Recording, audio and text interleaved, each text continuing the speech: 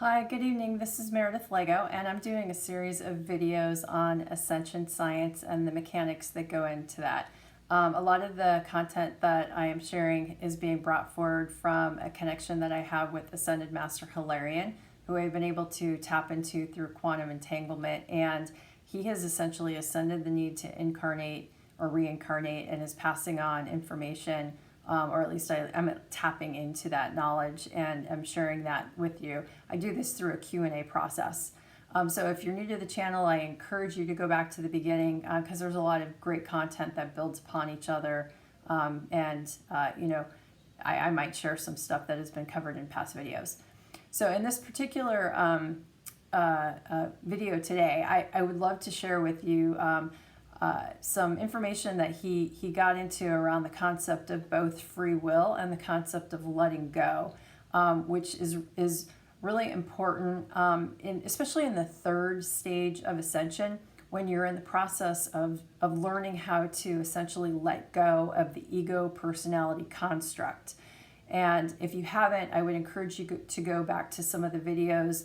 I can't remember the series, but it's essentially on the stages of ascension, and there's about 6 stages that he goes into.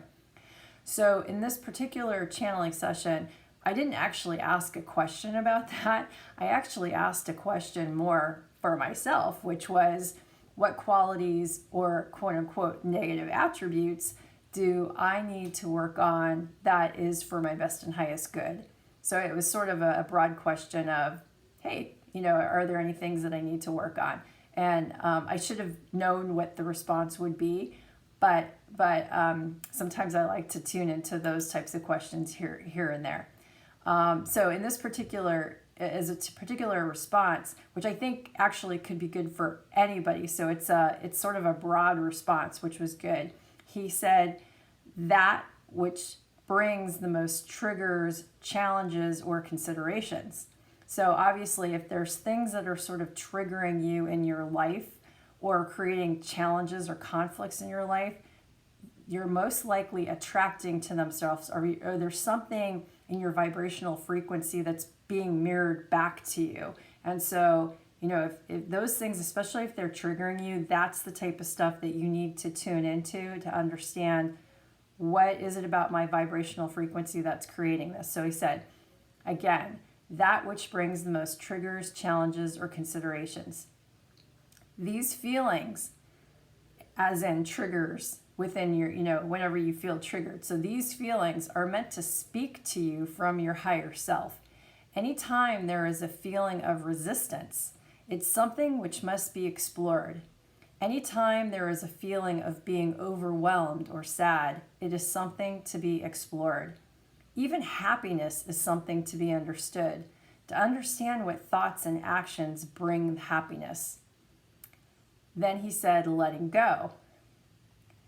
And I asked the question, when you let go too much, do you risk giving away your power or your free will? Because I'm in that sort of stage of really trying to understand or trying to essentially let go of the ego personality construct. And I've very much been sort of a type A personality my whole life, especially at work and in managerial roles. So the essentially learning to let go is something I know that I'm working on. And I always think, gee, if I just sort of give into the flow of energy, does it take me down a path that I'm not going to like? Especially with some things that have been going on around society. Now, I was asking this question just about a year ago, so it would have been in April 2021. And there was a lot going on in the world at that time, especially when it came down to, let's say, the thing that you have to get injected in your arm and was possibly going to go into law of being required. So that's why I was asking that. So again, when you let go too much, do you risk giving away your power and your free will? So his answer is, depending on the type of situation, use discernment. You don't need to control all aspects of activities for all beings.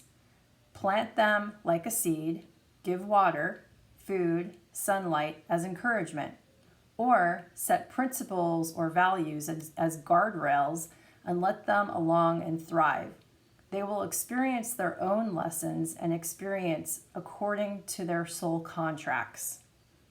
So in this particular case, what he's saying is that, you can't always control everybody in your life around you. And certainly being sort of at work, you can't always do that. But you can certainly plant seeds or put sort of constructs in place, and in this particular case, like guiding principles that can be used to sort of give overriding sort of ways of operating through principles as opposed to dictated mandates, if you will.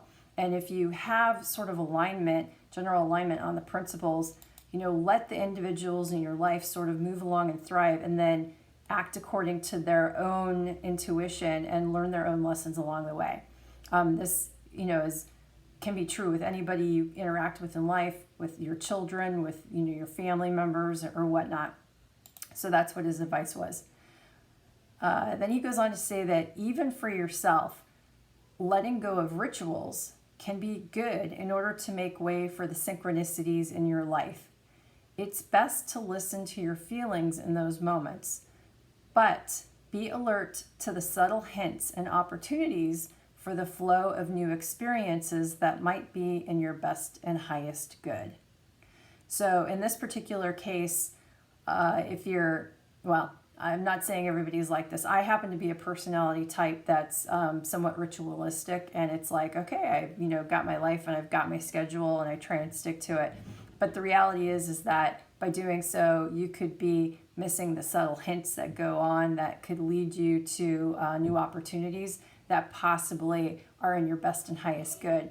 And if you're so clinging on to your ritual or whatnot, it could be that your guides and your helpers sort of behind the veil are trying to set up new paths for your life. And if you're so restrictive, your ego personality construct could override something that could be entirely the best thing for you. So that's what he's saying. He goes on to say that now when it comes to your personal freedoms and free will, following your passions or saying your truth in an unrestricted way. So let me reread that again. So when it comes to your personal freedoms and free will, following your passions or saying your truth in an unrestricted way, that is the time and place to hold your ground and not give in. But again, listen to your feelings, for they provide the experiences you need to learn through if you follow the natural action that comes from your feelings. Take the vaccine, for example. You resist taking it to protect the sanctity of the human core blueprint, but it can provide perceived freedoms and perceived health for society at large. Remember, in all cases, it only impacts the physical avatar, not the consciousness. What matters most is how to evolve towards love and compassion, leveraging power and will. Your true test will keep coming until you succumb to what you resist without fear. You can transmute anything, for it is not real. It's only an illusion. So in this particular case, he eventually weaved into the concept of letting go and how that starts to get into essentially free will. So he's saying, in that particular case, you really do have to follow your feelings, because ultimately, it could be what your soul needs to learn through. So I'm in the stage right now, in the third stage of initiation, where I'm learning about the balance of feelings and the personality ego construct. And obviously, whatever actions I take, whatever thoughts I have, whatever intentions I create, whatever vibrational frequency I create, essentially, it's gonna provide me whatever lesson that I need to learn through in this particular life, and that will eventually evolve my consciousness, and then the whole, multiple fractals of consciousness.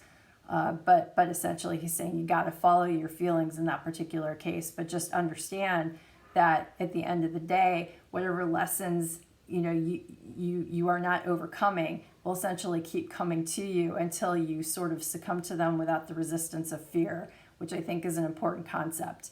because ultimately letting go is in some cases overcoming fears of what it means to not let go. And there was a video that I did that, I think it's called Letting Go to Move On.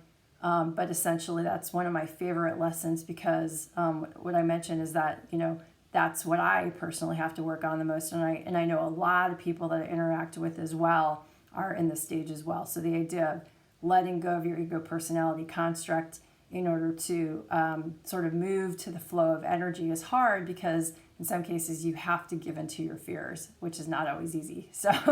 So that's essentially what he offered. It was just pretty, obviously interesting lesson about the concept of free will and the concept of just sort of listening to your triggers and understanding that if you've got a lot of significant triggers, you likely need to explore what's causing it, and sort of understand what vibrational frequencies you also might be giving off as part of that process.